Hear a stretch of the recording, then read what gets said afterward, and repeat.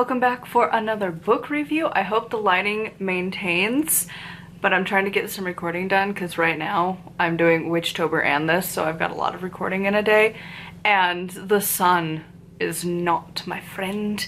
We keep playing the cloud game and then the sun directly in the room game, so if the lighting's funky, that's why. But anyways, we're gonna talk about this little book. So this is The Crocheting Witch, New Age Arts and Crafts by J.R. Montgomery. So as the title would suggest, this is a crocheting book. It's got a variety of witchy patterns to do, and I do actually mean witchy. There's a lot of witchcraft information. If you are a crochet witch, you're gonna find this fascinating, but the crafts are really fun. It's got things from elemental bags and spell bags to making your witch's hat. Of course, you can't not have that. It's got a variety of crafts. It details how to do them. And it's got the patterns sometimes with the like symbol pattern things, and then it's written out as well. I'm not a pattern reader, so I don't know if those are helpful or not. I usually get lost like I did for this. However, that said, I gave this a 5 out of 5. I would be tempted to figure this out because the writing is such fun. Like, she is just such a hoot going through this.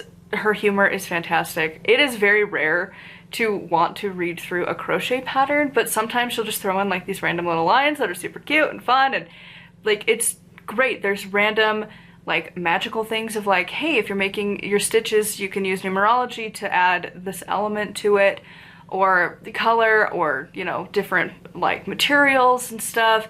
There's also warnings on materials, which is always important. So like on page 29, do not use acrylic yarn if you want to use this grid for this purpose. It will melt and you will be sad. You've been warned. And I think it was something like a hot pad thing.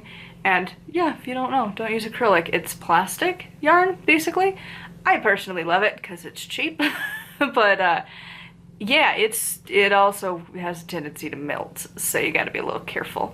Honestly, red heart, I've never had too much of an issue, but I also don't use like pot holders and things like that crocheted.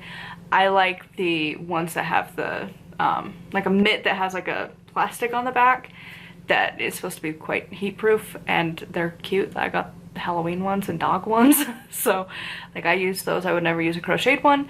Because also I've tried a few, like I've had some like hand-me-downs, and I'm gonna be real, your hand gets real hot real fast.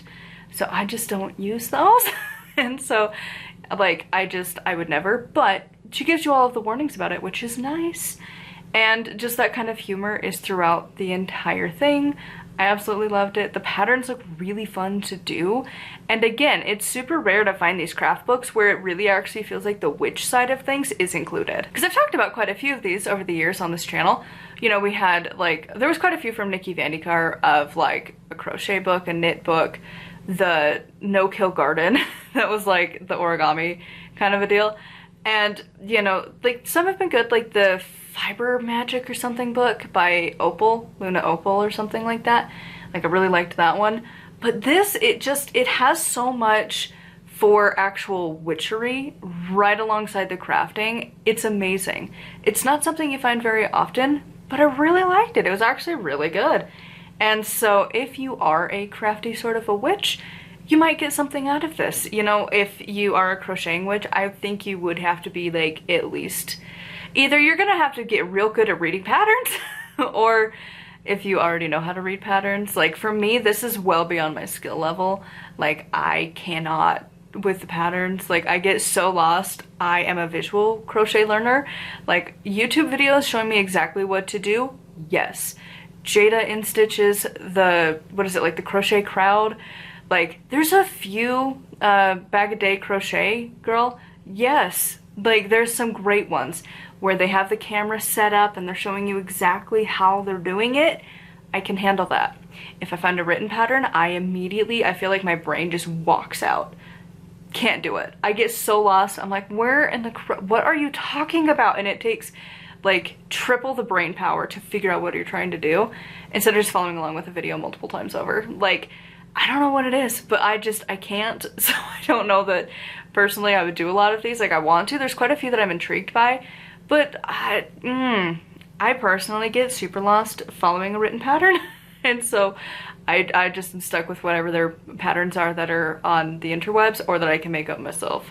Like, I make blankets, but I make them in the most not professional way ever. Like, I made a Pokemon blanket that's like a Game Boy, but I put my husband's favorite Pokemon in the like little screen area.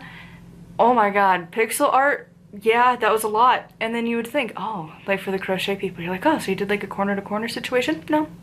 Did you do the where you carry the yarn as you stitch and you get to the thing? No. No. I made like over 2,000 little itty bitty teeny tiny squares. Little teeny tiny squares of a double crochet, like 5 crossed, 5 crossed. And maybe I even did 1 row above, like 3 rows, like a chain, row 1, row 2, done. Of like 5 stitches. Like 2,000 times. And I kept track of all of them. They lived in so many plastic bags. And then I assembled it row by row. And then we just stitched it together. Did it turn out pretty on the back? No. But like, listen, it's fine. I'm getting better at that sort of thing. I am tempted to work on a new one, but yarn is expensive. So one day. And also it took like 1.5 years to do. So yeah, you definitely, like, you either need to learn how to read patterns, and if you've never read a crochet pattern, there's a lot of them for free online that you can at least see if that wordage is something you can tolerate, and then go from there. But the witchcraft side of this was amazing. So like, you need to know how to crochet probably, or be prepared for that learning curve. But the witch side of this is amazing. It is a little like, at least intermediate witch. It's not like hold your hand as a baby witch sort of thing, which is nice.